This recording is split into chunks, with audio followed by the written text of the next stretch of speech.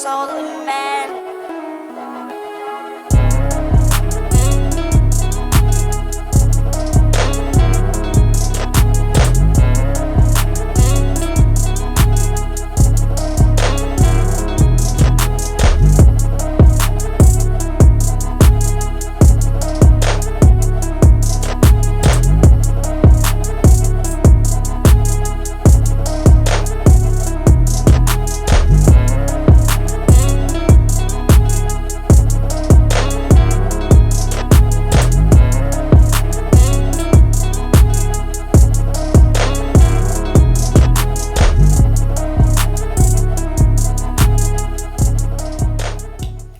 Family, my name is Atlina, and this is Truly Being with Atlina, a place for those who are ready to learn, grow, as I inspire you to become the person that you envision for yourselves.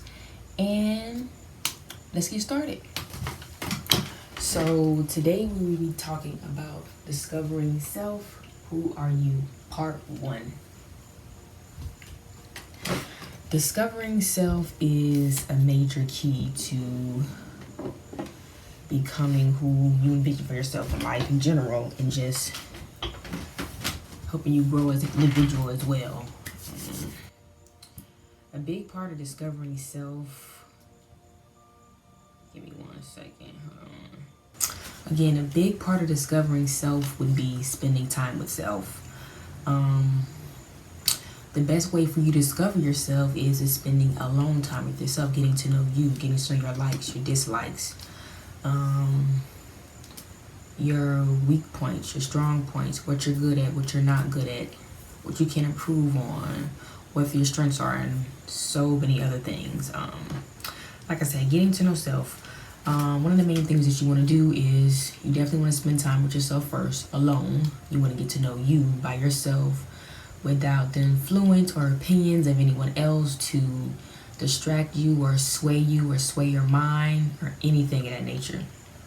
So one of the first steps would be, for me, for getting to know you, would be start doing things alone. Like, say, going out to eat alone, going shopping alone, taking road trips alone, traveling alone, out of the country alone. Just make sure you're safe about that. But traveling out the country alone, definitely let your people know, your family know, friends know where you're going, where you'll be staying, and how long you'll be going. You definitely want to travel safe, especially with everything going on nowadays. So you want to be safe with traveling alone, especially out the country. Another major thing would be making decisions by yourself and for yourself. Try making decisions without asking anybody what they think, asking anybody for their opinions. Just try to do it with your thought alone, what you feel is best. No matter what the outcome, go for it. No matter if it doesn't end so well, 9 times out of 10, I'm sure it's something that you can overcome. As long as y'all ain't doing it illegal, I mean, that's a different story. But yeah, try to definitely make decisions by yourself alone, whether it's moving, major things like getting an apartment, getting a house in your name. Try to do certain things by yourself so that way you can figure out, key points, what you're good at, what you need to work on. Making major decisions will let you know where you lack, where your strengths are, what you need to be aware of more, what you need to maybe read up on, get to know more about, educate yourself on, and things like that. So yeah, I would recommend doing those top things there. Like I said, going out to eat alone, shopping alone, taking road trips alone, and traveling alone. Just be safe about it, Let people know what's going on, where you at, where you're going to be, how long you're going to be, cross your T's, dot your I's. And so, for the next part, we will be going to hobbies and interests. A major part of discovering yourself and figuring who you are would definitely be, figuring out what hobbies. What do you enjoy? What are your interests? For instance, like me, some of my hobbies are I love to play tennis. I like to skate. Um, Swimming, I would say maybe. I just don't know how to swim that well, so it's kind of like don't really like it that much because I'm not good at it, and I'm afraid of drowning. I really don't care for water. But yeah, just hobbies, like things that you enjoy to do: crafting, building things, drawing, sketching. That's one of my things as well. I love to draw, I love to sketch. Sewing, like I said, I do sew as well. Haven't been on that sewing machine in a while, but planning on getting back to it real soon. But yeah, just find out what interests you, what makes you happy, what makes you happy. For me, like I said, I enjoy watching certain videos about sewing, how to put in details and things like that. I do love sketching and drawing, seeing what I could come up with and create. I love pottery classes, and like I said, anything art related. As I've said prior, anything art related, 9 times out of 10 I'm gonna like it. Anything dealing with art, drawing, sketching, painting, anything that I can do with my hands, pretty much artsy, I like. So yeah, just spend time with getting to know what you're interested in. I mean, there's so many things in the world that we can do. Like, are you interested in martial arts, karate, boxing, singing, acting, modeling? There are so many things that you can do. Are you good at, what else is there? Cooking. Does cooking interest you? Maybe you want to be a chef. Maybe you want to be a designer. Or maybe you want to be a professional skater. And 9 times out of 10, a lot of our hobbies can become a profit if done properly. That's what they say. But a lot of people do turn their hobbies and interests into profits. So you got to think about that too. Like, say, for me, for instance, I get better at sewing, and eventually, everything comes to be set in place as far as my lingerie line. That's profitable. It's a business. Most women love to wear lingerie, so that's a hobby that I've turned into a profit. Who's a girl that I follow? There's a girl that I follow on Instagram. Her name is Sierra ESQ _Sierra _ESQ. That's who I first started listening to when I got the idea to go ahead and just go forth and start my business for Truly B.E.I.N.G. Excuse me. Yeah, hold on, y'all. My mouth is getting dry.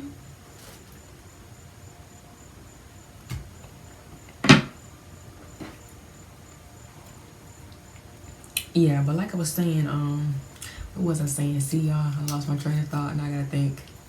I done really lost my train of thought.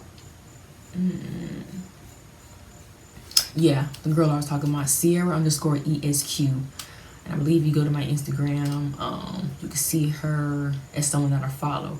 But yeah, she had this program where it's called Passion to Profit. See, a lot of your passions can be turned into a profit. And it's crazy because I was scrolling down Instagram, what was it, last night, and some other content creator, they had wrote something where I didn't agree with it fully. There is a point. He did make a point. Some people say you can't turn your passions into a profit. I don't think that's true. See, a lot of times that we don't know the business side of things, and we're just doing things. We're just doing what we love to do, not knowing how to turn that into a profit. So sometimes you gotta kind of hire people to help you take that further step, to show you the ropes of what you need to do to turn your passion, your hobby, whatever it is that you like to do on the side, into a profit. Because a lot of times what we do for fun can provide for you, your family, anybody else, whoever. But yeah, so with that being said, we are going to move to maybe most people's not so favorite thing to do: trying new things. Trying new things is always going to definitely help you discover self and who you are and what you do and don't like. All kind of things. Yeah, so trying new things, you just gotta go for it.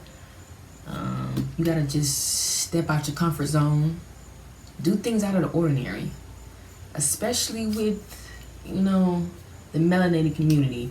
When we like to try new things, sometimes we're told that's white, that's white people stuff, only white people do that. I've said that to some of my friends and family members. We've all said it. It's just something we do within our culture. We say that. We be like, that's white. Like, I remember one of my friends that I've been friends with for about over 10 years.